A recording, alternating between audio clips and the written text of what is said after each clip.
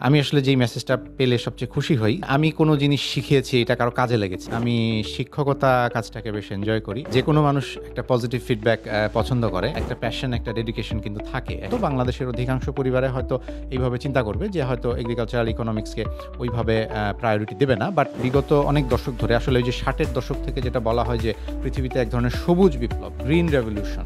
এই প্রোগ্রেসটা কিন্তু বিভিন্ন চ্যালেঞ্জের সম্মুখীন হচ্ছে। ঠিক আছে? কেমন চ্যালেঞ্জের সম্মুখীন হচ্ছে? যেমন জলবায়ু পরিবর্তন। প্রায় ৮ থেকে ১০% লোক, প্রায় ৭০-৮০ কোটি মানুষ কিন্তু আজকে রাত্রে ক্ষুধা নিয়ে ঘুমাতে যাবে। তুমি যদি উদ্যোক্তা হিসেবে সফল হতে পারো, ঠিক আছে? তাহলে হয়তো তুমি আর ১০০ জন এরকম কৃষিবিদকে তুমি কিছুদিন পরে গিয়ে চাকরি দিতে পারবা। আসসালামু আলাইকুম। দ্য এগ্রিকার শোয়ের আমাদের নতুন একটা পর্বে আপনাদেরকে স্বাগতম। আজকের আমাদের স্পেশাল গেস্ট হিসেবে আছে কৃষি অর্থনীতি বিভাগের অধ্যাপক নাহিদ সাত্তার স্যার। স্যার কেমন আছেন? আলহামদুলিল্লাহ ভালো আছি। তোমরা ভালো আছো? জি স্যার। আচ্ছা, আমরা একটু যদি জানি, স্যার হলো যে আমাদের বিশ্ববিদ্যালয়ে ১২ বছর শিক্ষকতা পার করে ফেলছে। তো এই ১২ বছরে স্যারের শিক্ষকতা জীবনের আমি অভিজ্ঞতা শুনবো। তো স্যার আমরা শুরু করি তাহলে আপনার শিক্ষকতার অভিজ্ঞতা দিয়ে আসলে। ধন্যবাদ। হ্যাঁ, আসলে দেখতে, দেখতে ১২ বছর হয়ে গেছে আমার বিশ্ববিদ্যালয়ে শিক্ষকতা। তো আমি আসলে আ মোটামুটি বলা যায় যে এনজয় করেছি। আমি শিক্ষকতা কাজটাকে বেশ এনজয় করি। আমার কাছে মনে হয় যে আমি কাউকে যদি কিছু শেখাতে পারি, যে আমি হয়তো একটা জিনিস কাউকে বোঝাতে পারি, একটা জিনিস এক্সপ্লেইন করতে পারি। এই জিনিসটা আমাকে যে পরিমাণ আনন্দ দেয়, আমার মনে হয় যে পৃথিবীতে খুব কম জিনিসই আমাকে সেই আনন্দটা দেয়। তো শিক্ষকতায় যেহেতু এটা পেশা হিসেবে এই কাজটাই আমাকে করতে হয়। আচ্ছা। তো আমি নিঃসন্দেহে শিক্ষকতার এই পার্টটা এনজয় করেছি এবং এখানে আমি সামগ্রিকভাবে যেই হয়তো রেসপন্স আমি আমার ছাত্রছাত্রীদের কাছ থেকে পেয়েছি বা আমার কলিগদের কাছ থেকে পেয়েছি, আমি সব মিলিয়ে আলহামদুলিল্লাহ আমি আমার এই শিক্ষকতার যে সময়টা আমি ইতিমধ্যে অতিক্রম করে এসেছি, এটা আমি উপভোগ করেছি। এখানে হয়তো অনেক না পাওয়ার বিষয় থাকতে পারে, হয়তো বলা যেতেই পারে যে আমি আরও অনেক কিছু অনেকভাবে ভালো করতে পারতাম, বাট সামগ্রিকভাবে আসলে আমি খুশি।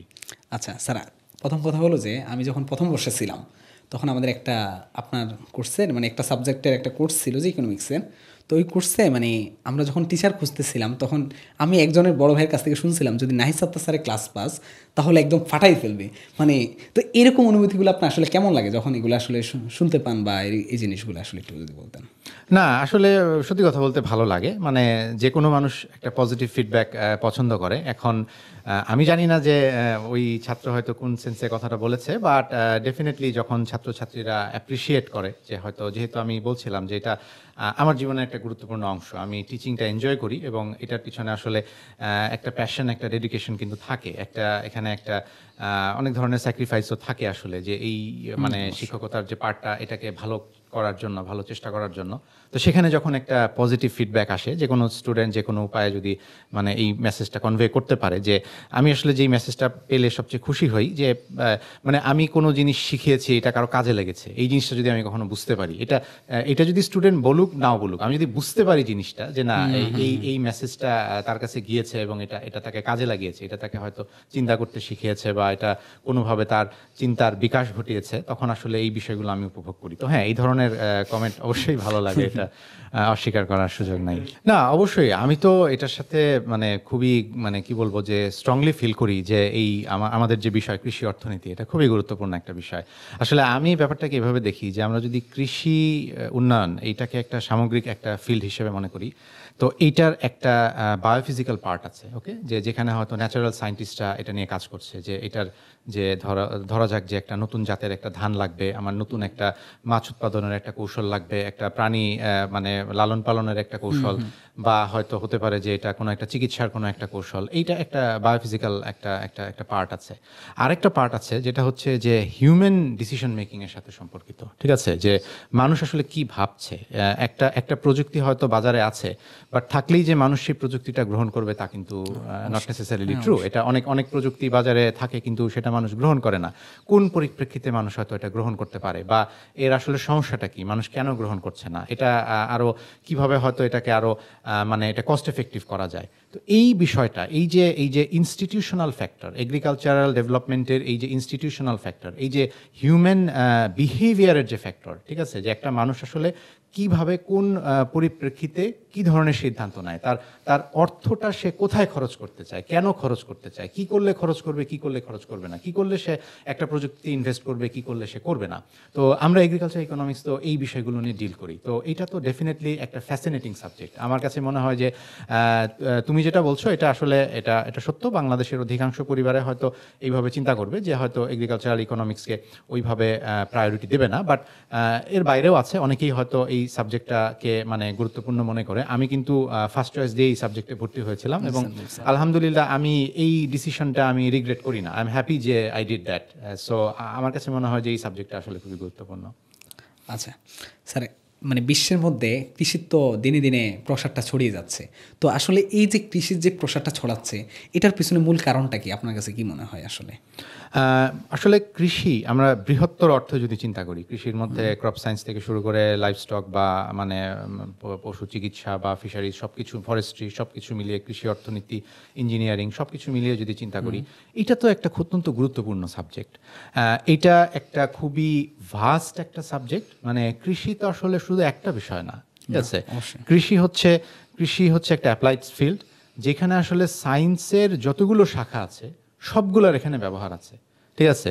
কৃষি মানে এর মধ্যে বায়োটেকনোলজি আছে, এর মধ্যে জেনেটিক ইঞ্জিনিয়ারিং আছে, এর মধ্যে আমার ইঞ্জিনিয়ারিং আছে অনেক রকমের, এর মধ্যে আমার এই যে আজকে আমরা খুবই কথা বলছি হয়তো আর্টিফিশিয়াল ইন্টেলিজেন্স নিয়ে, মেশিন লার্নিং নিয়ে, এইগুলোর অ্যাপ্লিকেশন এগ্রিকালচারে আছে, ঠিক আছে। সো এভরিথিং মানে সায়েন্স অ্যান্ড টেকনোলজির যে কোনো ধরনের উন্নয়ন যেটা আমরা দেখছি সেটা কিন্তু কৃষির সাথে সম্পর্ক করার জায়গা করার সুযোগ আছে, সেটাকে কৃষিতে ব্যবহার করার সুযোগ আছে। তো তোমার যে প্রশ্নটা আসলে যে এই যে উন্নতি যেটা হচ্ছে কৃষির, এইটার পিছনে একটা কারণ হচ্ছে যে আসলে বিগত অনেক দশক ধরে আসলে ওই যে 60-এর দশক থেকে যেটা বলা হয় যে পৃথিবীতে এক ধরনের সবুজ বিপ্লব, গ্রিন রেভলিউশন শুরু হয়েছে, ঠিক আছে। যে যখন থেকে শুরু করে যে সারা পৃথিবীব্যাপী বিভিন্ন ধরনের আধুনিক প্রযুক্তির ব্যাপক ব্যবহার, যে ফার্টিলাইজারের ব্যবহার, বিভিন্ন পেস্টিসাইডের ব্যবহার, তারপরে উন্নত বীজের ব্যবহার, এইগুলো বাড়া শুরু করেছে। তো এই জন্য আসলে আগে একটা সময় ছিল যে যখন হয়তো মানে পৃথিবীর জনসংখ্যার অনুপাতে যে খাদ্যের উৎপাদন ছিল, এইটা কিন্তু এই 60-এর দশকের পর থেকে পৃথিবীর খাদ্যের উৎপাদন অনেক বেড়ে গেছে, পার ক্যাপিটা খাদ্যের উৎপাদন অনেক বেড়ে গিয়েছে। কিন্তু বলতে কি আসলে এই সাবজেক্টটার গুরুত্ব তারপরেও অনেক বেশি এখন, এই জন্য যে এই যে প্রোগ্রেসটা আমরা দেখেছি বিগত অনেক দশক ধরে, এই প্রোগ্রেসটা কিন্তু বিভিন্ন চ্যালেঞ্জের সম্মুখীন হচ্ছে, ঠিক আছে। কেমন চ্যালেঞ্জের সম্মুখীন হচ্ছে? যেমন জলবায়ু পরিবর্তনের ফলে দেখা যাচ্ছে যে আগের যে প্রযুক্তি হয়তো যেভাবে কাজ করছিল এখন সেটা বিভিন্ন চ্যালেঞ্জের মুখোমুখি হচ্ছে। জনসংখ্যা তো পৃথিবীর বাড়তেছে, সো আরো বেশি খাবারের দরকার। এর মধ্যে আবার দেখা যাচ্ছে যে শিল্পায়ন মানে আরবানাইজেশনের ফলে কৃষি জমি হয়তো কমে যাচ্ছে নানান উপায়ে। সো এই জন্য কৃষির জমির মানে অ্যাভেলেবিলিটি অনেক জায়গায় কমে যাচ্ছে, বাট কৃষির উপরে চাপ কিন্তু বাড়তেছে। এবং আমাদের পৃথিবীতে যে ক্ষুধা বা এই সম্পর্কিত যে সমস্যাগুলো আছে এগুলো কিন্তু আমরা সলভ করতে পারিনি এখনো, ঠিক আছে। আগের চেয়ে হয়তো অনেক কমে আসছে, বাট এখনো পৃথিবীর প্রায় 8-10% লোক, প্রায় 70-80 কোটি মানুষ কিন্তু আজকে রাত্রে ক্ষুধা নিয়ে ঘুমাতে যাবে। তো ক্ষুধার সমস্যা পৃথিবীতে আছে। পৃথিবীতে 5 বছরের কম বয়সী যে শিশুদের যে মৃত্যু হয়, শিশু মৃত্যু, ওই শিশু মৃত্যুর প্রায় বোধ হয় 40-45% হচ্ছে অপুষ্টিজনিত কারণে শিশুর মৃত্যু ঘটে। তো এই যে ক্ষুধার যে সমস্যাটা পৃথিবীব্যাপী আছে, এটা তো একটা দীর্ঘস্থায়ী একটা সংগ্রাম মানুষের। এই ক্ষুধা কিভাবে আমরা এটাকে অতিক্রম করে যেতে পারি, এবং এই সংগ্রামের কিন্তু একেবারে ফ্রন্ট হচ্ছে কৃষি। একমাত্র উপাদান কৃষি না, অবশ্যই খাবারের অ্যাভেলেবিলিটি থাকলেও মানুষ জানার অভাবের মানে না জানার কারণে হয়তো পুষ্টিকর খাবার না খেতে পারে, বা অনেক সময় যেই জায়গাগুলোতে দেখা যায় যে এরকম ক্ষুধা বা অপুষ্টি সমস্যাগুলো থাকে, একটা জায়গায় যুদ্ধ বিগ্রহ থাকলে সেখানে হয়তো এই ধরনের সমস্যা বেশি হতে পারে, ওগুলো সবই আছে। বাট খাবারের উৎপাদনটা এবং বিভিন্ন ধরনের নিরাপদ খাবারের উৎপাদন যেটা, এইটা তো আসলে কৃষি থেকে হচ্ছে। তো এই জন্য কৃষির যে বিষয়টা এটা কিন্তু আসলে খুবই গুরুত্বপূর্ণ। যেমন মনে করো যে এক হচ্ছে যে খাবারের উৎপাদন অধিক করতে গিয়ে, যদিও আমি তো বায়োলজিক্যাল সায়েন্সের লোক না, বাট যতটুকু বুঝি যে হয়তো আমাদের ক্রপগুলোর তাদের উৎপাদন বাড়াতে গিয়ে তার আগের যে তাদের যে স্বাদ বা হয়তো নিউট্রিশনাল ক্যাপাসিটি, এটা অনেক ক্ষেত্রে পরিবর্তন হয়ে যাচ্ছে। আমাদের কিন্তু এই অধিক উৎপাদনটা দরকার, রাইট? বিকজ না হলে আমরা এই অধিক জনসংখ্যাকে আমরা খাবারের যোগান দিতে পারতাম না। বাট এই পরিবর্তনের ফলে হয়তো তার মৌলিক কিছু বৈশিষ্ট্যের পরিবর্তন হচ্ছে। সো এটা একটা চ্যালেঞ্জ। এটা মোকাবেলা করার জন্য কিন্তু আবার বিজ্ঞানীরা হয়তো সেই নিউট্রিশন ভ্যালু এটাও বাড়ানোর চেষ্টা করতেছে। সো এটা হচ্ছে একরকমের সায়েন্টিফিক চ্যালেঞ্জ। প্লাস তোমার প্রশ্নের আরেকটা লেয়ার হচ্ছে, যেটা হয়তো অনেকটা আমাদের দেশে বা আমাদের মতো কোনো কোনো দেশে বেশি সমস্যা, যেটা হয়তো দেখা যাচ্ছে যে খাবারের ভেজাল বা এই ধরনের সমস্যাগুলো আসতেছে। এটা হচ্ছে আমাদের দেশের একটা, মানে আমি বলবো যে একটা সিস্টেমের একটা ক্রাইসিস, যেখানে হয়তো আমরা দেখা যাচ্ছে যে হয়তো মানুষকে নিরাপদ খাবার অনেক ক্ষেত্রে দিতে পারছি না। তো এটা আসলে মানে উন্নয়নের সাথে সাথে, উন্নয়ন বলতে বোঝাচ্ছি যে খাবারের যে চাহিদা বাড়ছে আবার যোগানো বাড়ছে, এটা একটা ফেজ আমি মনে করি। ফেজটা হচ্ছে যে প্রথমে যেহেতু আমাদের ফোকাসটা অনেকটা ওই জায়গাতেই ছিল যে উৎপাদন আমরা কিভাবে বাড়াতে পারি, ঠিক আছে? সো সেইখানে মানুষের কাছে খাবার আমরা কিভাবে পৌঁছাতে পারি। সো তখন হয়তো এই ফুড সেফটি বা এই বিষয়গুলো নিয়ে এত কনসার্ন এখন থেকে 20-30 বছর আগে আমাদের এতটা ছিল না।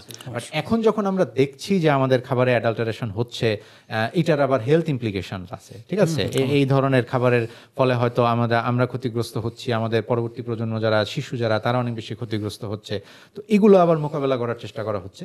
হোপফুলি ওভার টাইম যে আমরা যদি ওই মেকানিজমগুলো ডেভেলপ করতে পারি, ঠিক আছে, যে এখানে হয়তো প্রযুক্তিগত বিষয় আছে যে কিভাবে অ্যাডাল্টারেশন না করে, যেমন অ্যাডাল্টারেশন কখন হয়, একটা অ্যাডাল্টারেশনের একটা জায়গা হচ্ছে যে একটা ফুড, ধরো যে একটা ফ্রুট, এটা প্রিজার্ভ করে রাখা দরকার, ঠিক আছে? আমাদের হয়তো এটাকে ফেয়ার ওয়েতে প্রিজার্ভ করে রাখার বুদ্ধি নাই। আমাদের সহজ বুদ্ধি হচ্ছে যে আমরা এখানে কিছু একটা কেমিক্যাল অ্যাপ্লাই করব, ওই কেমিক্যাল অ্যাপ্লাইয়ের ফলে ফ্রুটটা আমার বেশি সময় থাকবে। বাট এই কেমিক্যালটা যে হার্মফুল, হ্যাঁ হয়তো খরচটা কম, বাট কেমিক্যালটা যে হার্মফুল, এটা হয়তো যে এখানে বিক্রেতা সে এটা আমলে নিচ্ছে না, রাইট?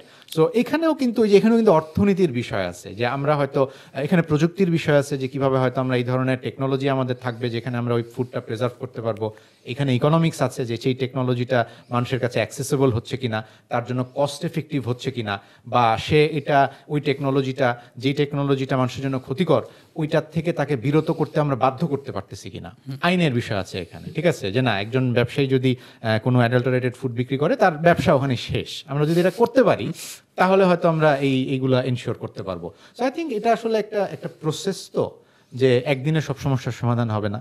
আমাদের উৎপাদন হয়তো বাড়াচ্ছি, বাট এই যে নিউট্রিশনের জায়গাগুলো বা ফুড সেফটির জায়গাগুলো, এই জায়গাগুলোতে আসলে আমাদের অনেক কিছু করার আছে। কৃষি সেক্টর নিয়ে আমরা এখন একটু কথা বলবো। কৃষি সেক্টরে আসলে আমরা কয়েকটা, মানে একেবারে কমন কয়েকটা জিনিস চলে আসে। বিসিএস এর কথা চলে আসে, প্রাইভেট সেক্টরের কথা চলে আসে, আর উদ্যোক্তা, মানে বর্তমানে যেটা একটু আস্তে আস্তে প্রচলিত হচ্ছে। তো এই তিনটা সেক্টর নিয়ে আপনি কিভাবে আসলে সিরিয়াল করবেন, এবং কেন সিরিয়ালটা মানে ঊর্ধ্বক্রম থেকে নিম্নক্রমে আসবে, একটু মানে তুমি এটা জব মার্কেট পটেনশিয়াল হিসেবে চিন্তা করছো?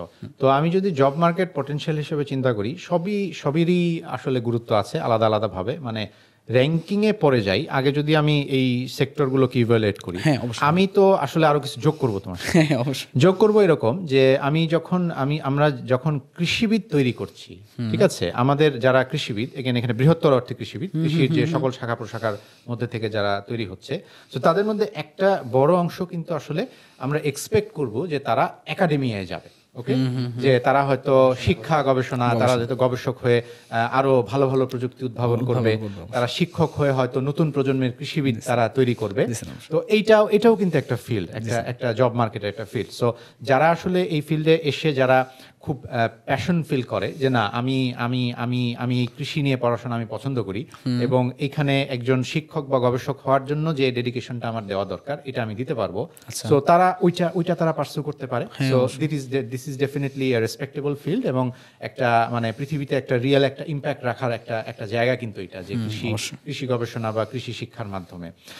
এর বাইরে আরো একটা জিনিস যোগ করে তারপরে তোমার ওই পয়েন্টটাতে যাব, সেটা হচ্ছে যে কৃষি কর্মক্ষেত্র যদি আমি চিন্তা করি, এটা কিন্তু শুধু দেশে না, ঠিক আছে, এটা কিন্তু বাইরেও একটা কর্মক্ষেত্র আছে, এবং একটা খুব স্পেসিফিক একটা জায়গা যদি বলি, যে এই কৃষি গবেষণা এবং এই সম্পর্কিত কাজ করার জন্য কিন্তু কিছু আন্তর্জাতিক বড় বড় সংস্থা আছে, যেমন জাতিসংঘের food and agriculture organization FAO, ঠিক আছে, বা ওই যে CGIAR অর্গানাইজেশন যেগুলো আছে, বা আন্তঃরাষ্ট্রীয় গবেষণা সংস্থা যেগুলো আছে, যেমন international rice research institute, international food policy research institute, international livestock research institute, CIMMYT যারা গম এবং ভুট্টা নিয়ে গবেষণা করে, এই জায়গাগুলোতেও কিন্তু মানে তোমার প্রশ্ন, আমি এই জায়গায় যাচ্ছি এই জন্য যে আমাদের যারা কৃষিবিদ আচ্ছা, তারা কিন্তু এই জায়গায় যেতে পারে এবং যাচ্ছে। হ্যাঁ, অবশ্যই। বাংলাদেশের অনেক কৃষিবিদ কিন্তু এই প্রতিষ্ঠানগুলোতে কাজ যাচ্ছে, করছে। হ্যাঁ, অবশ্যই। সো আমার একজন কৃষিবিদ যে আমার এখানে পড়াশোনা করছে তার কিন্তু ভিশন থাকতেই পারে যে আমি এই ধরনের আমি ইন্টারন্যাশনাল মার্কেটে আমি জব সিক Job করব, seek, রাইট? সো অবশ্যই। এটা তার একটা লক্ষ্য হতেই পারে। হ্যাঁ। আচ্ছা, এরপরে তোমার ওই যে ফিল্ডগুলোর কথা বলছো যে যেমন হয়তো যে বাংলাদেশে কৃষিবিদদের জন্য কিন্তু মানে সরকারি চাকরির একটা বড় বাজার আছে আমি বলবো। Exactly. ঠিক আছে, অন্য অনেক ফিল্ডের তুলনায় আমাদের যে এই যে ডিপার্টমেন্ট অফ এগ্রিকালচারাল এক্সটেনশন বলি বা আরো অন্যান্য যে মানে সার্ভিসগুলো আছে, সরকারি সার্ভিসগুলো আছে, ঠিক আছে, লাইভ স্টকের ক্ষেত্রে আছে বা ফিশারিজের ক্ষেত্রে আছে বা আমাদের এগ্রিকালচারাল ইকোনমিক্স এখন ডিপার্টমেন্ট অফ এগ্রিকালচার মার্কেটিং এর আন্ডারে একটা সার্ভিস যে আছে, তো এই জায়গাগুলোতে কর্মক্ষেত্রে চাকরির সুযোগ আছে এবং এটা যেহেতু একটা মানে সরকারি একটা চাকরি, সো এটার সার্টেন বেনিফিটস অবশ্যই আছে, যে একটা জব সিকিউরিটি বলি, একটা ওয়ার্ক লাইফ ব্যালেন্স রাখার একটা সুযোগ বলি, এই ফ্যাসিলিটিসগুলো এখানে আছে। পাশাপাশি অবশ্যই প্রাইভেট সেক্টর বাংলাদেশে অনেক, আমি এখানে এগ্রিকালচার নিয়েই ফোকাস করছি এখন, যে এগ্রিকালচারিস্টদের জন্য এগ্রিকালচার রিলেটেড জব যেগুলো, ঠিক আছে। সো সেক্ষেত্রে যদি আমি প্রাইভেট সেক্টরে বলি, বাংলাদেশে এরকম অনেক প্রাইভেট হয়তো এগ্রো প্রসেসিং ইন্ডাস্ট্রিগুলো যেগুলো আছে বা এই ফুড রিলেটেড যে বিজনেসগুলো আছে, সেখানে আমাদের কর্মসংস্থানের সুযোগ আছে, যেটা তোমার প্রাইভেট সেক্টর।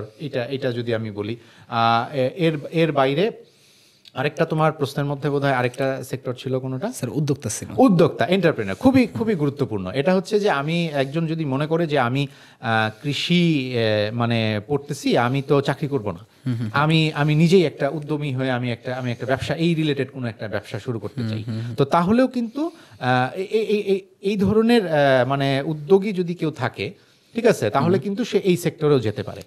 এখন আমি যদি এগুলার মধ্যে কম্প্যারিজনে যাই, মানে আমার ক্ষেত্রে 1 2 3 4 সাজানোর চেয়ে মোর ইম্পর্টেন্ট হচ্ছে আমি একজন ইন্ডিভিজুয়ালকে বলবো যে তুমি আসলে নিজেকে চিন্তা করো যে তুমি আসলে কি চাও, what matches with your personality, ঠিক আছে। ফর এক্সাম্পল, আমি ঢালাওভাবে বলবো না, সে আমাদের মোটিভেশনাল স্পিকার হয়তো অনেকে বলতে পছন্দ করে যে তোমরা উদ্যোক্তা হয়ে যাও, এন্টারপ্রেনিয়র হয়ে যাও, ঠিক আছে। সবার এন্টারপ্রেনিয়র হওয়ার দরকার নাই কিন্তু। অবশ্যই। এন্টারপ্রেনিয়র কে হবে? এন্টারপ্রেনিয়র হতে হলে তোমার একটা কাজ করার একটা লেগে থাকার একটা অ্যাটিটিউড লাগবে, রাইট? একটা প্যাশন, একটা ডেডিকেশন লাগবে। তোমার যদি 2 দিন পরে একটা কাজ শুরু করলা, তুমি তার কোনো রিটার্ন পাচ্ছ না, তোমার যদি ধৈর্য চলে যায়, ঠিক আছে, তো তাহলে তো তোমার জন্য এখানে সার্ভাইভ করা কঠিন, ঠিক আছে। একটা উদ্যোক্তা হতে হলে তোমাকে রিস্ক নিতে পারতে হবে।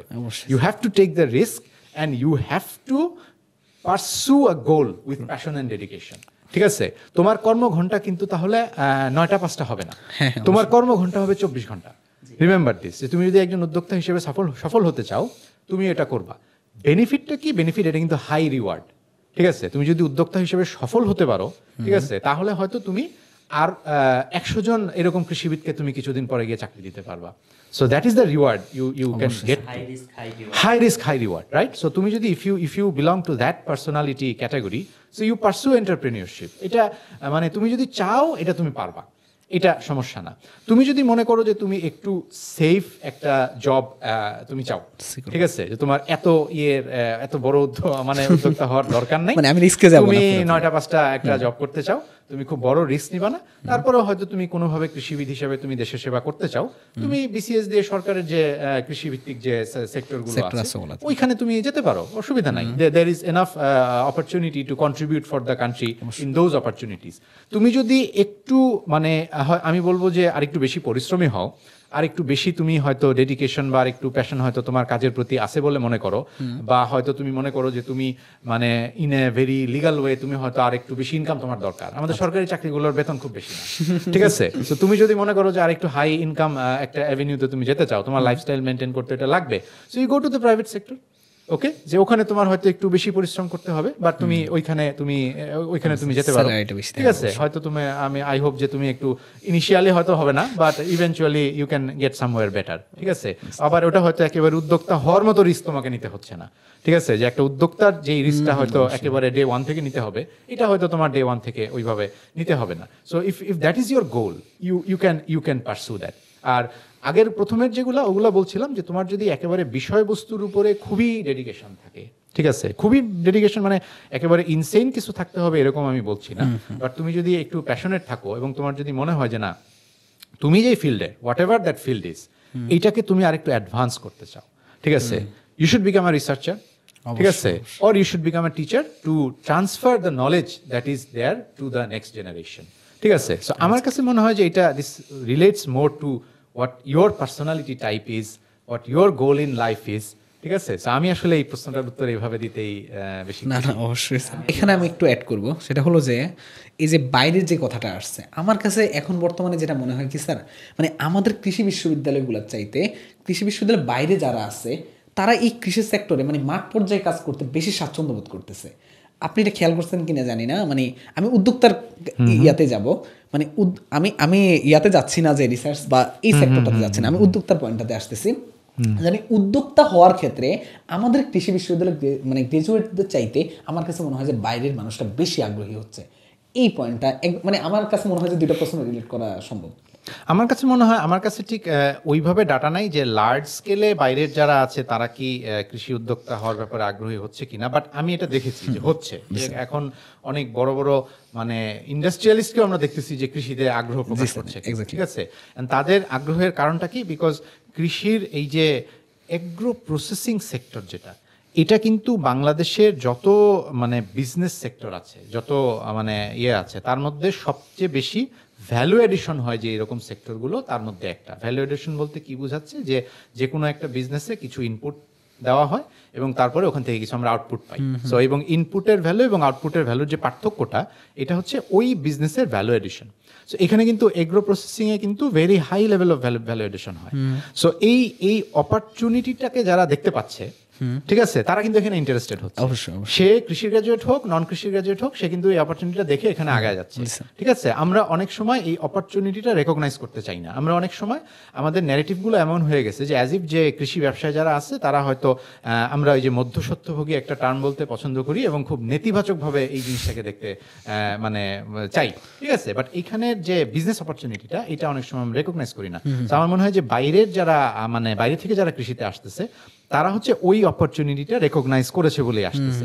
এইটা হচ্ছে একটা বিষয়, যে যারা অন্য গ্রাজুয়েটরা এখানে আসছে। স্যার এটা বলার কারণ হলো কি, মানে এই শোটা করার জন্য আমাদের আগে থেকে অনেক প্রিপারেশন লাগে। তো গেস্ট খোঁজার ক্ষেত্রে যখন আমরা উদ্যোক্তা খুঁজতে গিয়ে মানে সবচেয়ে অবাক করা বিষয় যে আমাদের বিশ্ববিদ্যালয় গ্রাজুয়েট বা অন্যান্য কৃষি বিশ্ববিদ্যালয়, তাদের চাইতে বেশি দেখা গেছে, আমি যেটা বললাম যে মানে অন্যান্য জায়গার মানুষরা বেশি আগ্রহী। তো জিনিসটা একটু কষ্টদায়ক বা বেদনাদায়ক যেটাই বলা যায় না, যে আমাদের বিশ্ববিদ্যালয় বড় ভাই বা আপুরা তারা কেউ এই সেক্টরটাকে মানে এই জায়গাটায় বিলং করতে চায় না বা আগ্রহী হতে মানে হচ্ছে না, এই বিষয়টা হয়ে গেছে। রাইট। এই প্রশ্নটার উত্তর দিতে গেলে মানে আগে রায়হান যে পয়েন্টটা করতেছিল ওইটার সাথে রিলেট করে আমি উত্তর দিব, যে সে ফর এক্সাম্পল আমাদের গ্রাজুয়েট যারা, ঠিক আছে, যারা হয়তো কৃষিবিদ, তারা তো কৃষিবিদ, তারাও তো হয়তো উদ্যোক্তা হইতে ওইভাবে আগ্রহী হচ্ছে না।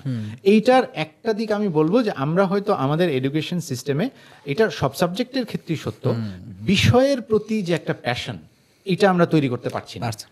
এইটার ব্যর্থতা আমরা যাকেই দিই না কেন, বাট এটা একটা বাস্তবতা যে আমরা একটা বিষয়, এটা কি সে আজকে একজন ফিজিক্সের গ্র্যাজুয়েট কি ফিজিক্সের প্রতি খুব প্যাশনেট, বাংলাদেশের অবস্থা কি, বাস্তবতা কি, ব্যাপারটা তো তা না, রাইট।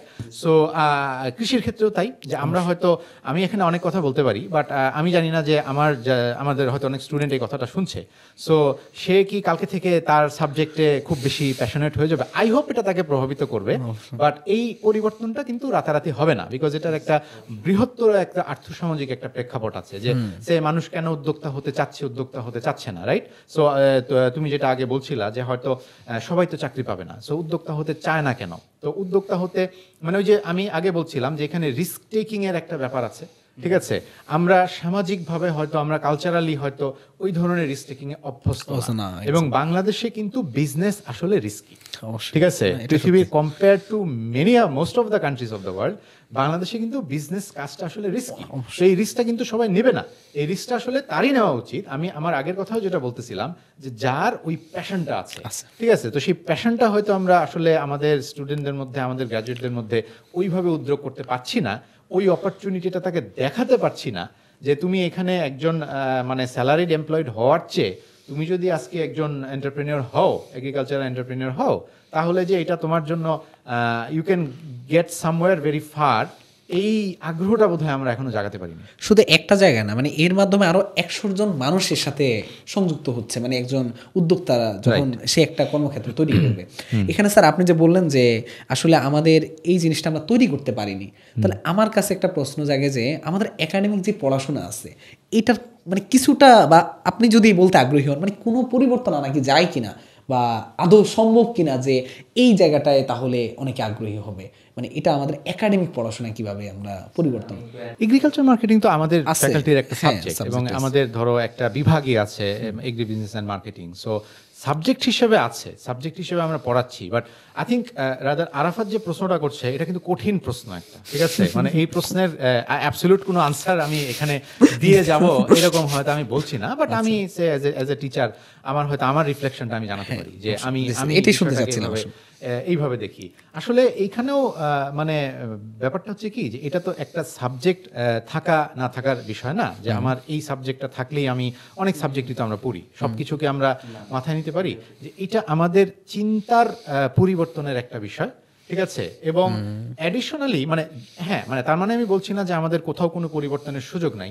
আমার মনে হয় যে আমরা যত প্র্যাকটিক্যাল ওরিয়েন্টেড পড়াশোনা করতে পারবো, ঠিক আছে, আমরা যত আমার স্টুডেন্টকে আমি যে সাবজেক্টটা পড়াই এইটার মানে এটার যে কোর আইডিয়া এটার সাথে রিলেট করাতে পারবো, ঠিক আছে? যে আমি একটা জিনিস পড়াচ্ছি, আমি কেন পড়াচ্ছি, what is the purpose of this. আমি একটা বিশাল বড় ম্যাথ করায় সলিউশন করে সে 3 পাতার অঙ্ক করে কারেক্ট আনসার বের করে সে মানে ফুল মার্কস পেয়ে আসলো, বাট এটার চেয়ে মোর ইম্পর্টেন্ট হচ্ছে যে এই ম্যাথটা তাকে মিলাইতে হবে কেন, এই জিনিসটা তার বোঝা, ঠিক আছে? সে এই ম্যাথটা সে যখন বুঝবে যে এই ম্যাথটা মিলানোর মাধ্যমে সে আসলে এই জিনিসটা শিখতেছে, তখন সে এই কনসেপ্টের সাথে কানেক্ট করতে পারবে, ঠিক আছে, যে এখানে আসলে কি বলতে চাচ্ছে। তো আমার মনে হয় যে আমাদের এডুকেশনে আমরা অনেক সময় যে আমাদের আসলে একটা বিষয় পড়ানোর উদ্দেশ্যটা কি, এই কানেকশনটা আমরা অনেক সময় করতে পারতেছি না। তো এই কানেকশনটা আমরা যতটা বেশি করতে পারবো, সেটা প্র্যাকটিক্যাল ওরিয়েন্টেড অ্যাপ্লিকেশনের মাধ্যমে, সেটা আমাদের চিন্তা ভাবনার পরিবর্তনের মাধ্যমে, তত আসলে আমার মনে হয় যে তাদেরকে এই বিষয়বস্তুর প্রতি প্যাশনেট করতে পারবো। স্যার এখানে আমি একটু আপনাকে করি, সেটা হলো যে এখানে ক্লাবের কোনো ভূমিকা থাকে বিশ্ববিদ্যালয় ক্লাবগুলোর?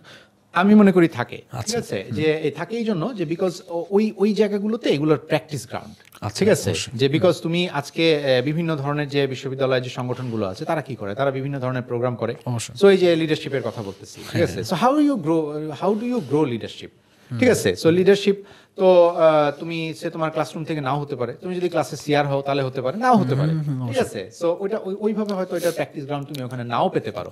সো এই যে বিভিন্ন ধরনের সংগঠনগুলো আছে, সংগঠনগুলো যখন একটা প্রোগ্রাম করে, ঠিক আছে, সো তখন ওইখানে ওই প্রোগ্রাম থেকে কিন্তু অনেক ধরনের লার্নিং, অনেক, ঠিক আছে, যে ফর এক্সাম্পল আজকে ঢাকা থেকে একটা গেস্ট আনা লাগবে, হ্যাঁ অবশ্যই, সো কি করা লাগবে তোমার এই যে একটা প্রসেস, রাইট, যে একটা গেস্টকে সে আমি বাংলাদেশের একজন সেলিব্রিটিকে বাংলাদেশ কৃষি বিশ্ববিদ্যালয়ে নিয়ে আসবো, তো এটা একটা প্রসেস না, ঠিক আছে? যে আমি যেখানে বলতেছি যে আমাদের অনেক স্টুডেন্ট হয়তো মানে ক্লাসে বসে তার পাশের জনের সাথেও কথা বলতে পারে না, সেখানে কিন্তু আরেকজন স্টুডেন্ট ঢাকায় কোনো একজন সেলিব্রিটিকে অ্যাপ্রোচ করে বিয়েতে নিয়ে আসতেছে, ঠিক আছে? সো এটা কিন্তু স্কিলের পার্থক্য, ওকে? সো এই যে বিভিন্ন ধরনের অর্গানাইজেশন, যদিও আমি সবসময় এটা বলতেও পছন্দ করি যে তোমার একাডেমিক পড়ার প্রায়োরিটি ফার্স্টে থাকবে, বাট তোমার একটা ক্যারিয়ার কিন্তু just not about your GPA, okay? So এই ধরনের আরো অনেক স্কিল আছে যেগুলো দরকার, যেখানে আমি মনে করি যে এই যে এক্সট্রা কারিকুলার অ্যাক্টিভিটিস করে যে অর্গানাইজেশনগুলো, বা কারো যদি কোনো কারণে একটা অর্গানাইজেশনের সাথে জড়িত হওয়ার সুযোগ নাও থাকে, মানে এইগুলো এক্সপ্রেস করার কিন্তু অনেক জায়গা আছে, ঠিক আছে? তো সেই জায়গায় নিজেকে ইনভলভ করা উচিত, রাইট? আগে থেকে তুমি যদি সবই পারো, তুমি তো এখানে স্টুডেন্ট থাকতা না, তাই না? তো এটা আমরা যারা এখানে স্টুডেন্ট, হ্যাঁ, আমি একজন টিচার, আমি কি সব পারি না তো, রাইট? বাট মানে যে একজন স্টুডেন্ট যার হয়তো মানে এইচএসসি পাস করে এই বিশ্ববিদ্যালয়ে পড়তে আসছে, সে তো অনেক কিছু পারে না, এটাই স্বাভাবিক, ঠিক আছে? আমি এই বিশ্ববিদ্যালয়ে ছাত্র হওয়ার আগে কখনো কিন্তু ওইরকম কোনো মঞ্চে উঠি নাই, মানে একজন একটা ডিবেট বা এই ধরনের কোনো কিছুতে। এই বিশ্ববিদ্যালয়ের প্রসেসে আমাকে ডিবেটার বানাইছে, ঠিক আছে? সো এটা আগে থেকে পারতে হবে এমন কোনো কথা নাই কিন্তু, ঠিক আছে? এটা শুরুটা করতে হবে, তোমার ওই ইনিশিয়াল জড়তাটা কাটায় যাওয়ার একটা ইয়ে লাগবে, একটা ইচ্ছা লাগবে, ঠিক আছে, এবং ওটা যখন তুমি কাটায় যাবে তখন you will do fine.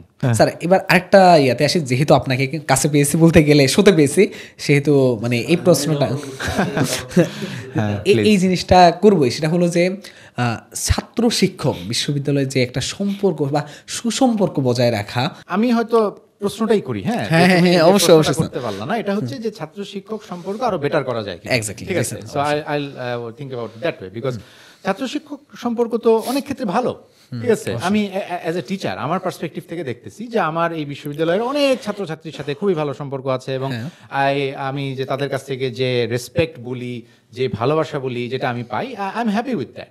But এটা সত্য কথা যে অনেক সময় আমরা সোশ্যাল মিডিয়াতে দেখি যে হয়তো মানে স্টুডেন্টদের কাছ থেকে কোনো একটা নেগেটিভ পারসেপশন আসতেছে শিক্ষকদের মধ্যে। ঠিক আছে, সো এখন ভালো করার জন্য আসলে যে জিনিসগুলো করা দরকার, আমার কাছে যেটা মনে হয়, এটা একটা জটিল সামাজিক আলোচনা, আমি সব প্রশ্নের উত্তর এখানে জানি এরকম না, বাট আমার কাছে মনে হয় যে এখানে যে কোনো একটা প্রসেস বেটার করার জন্য যেখানে দুইটা পক্ষ থাকে, দুইটা পক্ষেরই তো ভূমিকা থাকে। ঠিক আছে, যে আমার কাছে মনে হয় যে অনেক সময় আমাদের শিক্ষক মণ্ডলীর উপরে সমাজের অনেক আশা থাকে। ঠিক আছে, যে আশাটা অনেক ক্ষেত্রে যৌক্তিক, আবার অনেক ক্ষেত্রে আমার কাছে মনে হয় যে আশাটা একটু বেশি। স্যার আমরা একেবারে শেষ দিকে চলে আসছি, সেটা হলো যে আমি যদি স্যার আপনাকে লাস্ট একটা প্রশ্ন করতে চাই, সেটা হলো যে এক কথায় উত্তর দিতে হবে, সেটা হলো যে কৃষি সেক্টরে কেন আসবে একজন শিক্ষার্থী? কৃষি সেক্টরে আমি মনে করি যে আসলে এটার ক্যারিয়ার পোটেনশিয়াল হিউজ। এগ্রিকালচার পড়াশোনা, এগ্রিকালচার বৃহত্তর অর্থে এটা আসলে আমি মনে করি এটা একটা ল্যাডারের মতো। হ্যাঁ, এটা অনেক জায়গায় একজন স্টুডেন্টকে নিয়ে যেতে পারে। এটা গভর্নমেন্ট জব হোক, এটা প্রাইভেট জব হোক, এন্টারপ্রেনিয়রশিপ হোক, রিসার্চ বা টিচিং হোক, বা কোনো ইন্টারন্যাশনাল জব মার্কেটে কোনো পজিশন হোক। সো মানে বাংলাদেশে বসে থেকে একটা ছেলে বা মেয়ে মানে এতগুলো জায়গায় সে যেতে পাবে, এত মানে একটা বড় একটা ল্যাডারের অপরচুনিটি কিন্তু খুব বেশি নাই। তো আমি মনে করি যে যারা এগ্রিকালচারকে তাদের মানে সাবজেক্ট হিসেবে, এগ্রিকালচার এগেইন বৃহত্তর অর্থে, they are making the right choice. So I think that is a good thing to do. Sir আমরা আসলে সবচেয়ে বেশি খুশি যে আজকে আপনি আমাদের সাথে আসছিলেন, এত কিছু জানা গেছে। শুধু মানে আমার কাছে মনে হয় যে অডিয়েন্স না, আমরা এত কিছু শিখতে পারছি, মানে যে জানার একটা ক্ষুধা থাকে, সেই অনেকটাই আমার কাছে মনে হয় যে ক্ষুধাটা আপনি মিটিয়ে দিচ্ছেন। এবং আমার কাছে মনে হয় যে স্যার আপনাদের হাত ধরে বা সবার হাত ধরে মেনলি কৃষি সেক্টরটা আরও অনেক বড় হবে, এটা আমি বিশ্বাস করি। আর সবশেষে একটা কথা বলবো, ধন্যবাদ স্যার আপনাকে আমাদের প্রোগ্রামে আসার জন্য। অসংখ্য ধন্যবাদ, আমাকে আসলে এখানে ইনভাইট করার জন্য ধন্যবাদ। আসলে হ্যাঁ, এই ধরনের আলাপচারিতা খুব বেশি হয় না আসলে। এই ধরনের কথা হয়তো আরো মানে একটা কনভারসেশনের পারপাস আসলে মানে নিজেদের চিন্তা ভাবনাকে স্টিমুলেট করা, রাইট? সো আশা করি যে এই ধরনের তোমাদের যে ইনিশিয়েটিভটা, এটা আরো সামনের দিকে আরো সুন্দরভাবে এগিয়ে যাবে, এবং তোমাদের যারা অডিয়েন্স আছে তাদের চিন্তা ভাবনা করার আরো অনেক রসদ যোগাবে, এবং তাদের চিন্তাকে বিকশিত করতে আরো সাহায্য করবে। Thank you so much.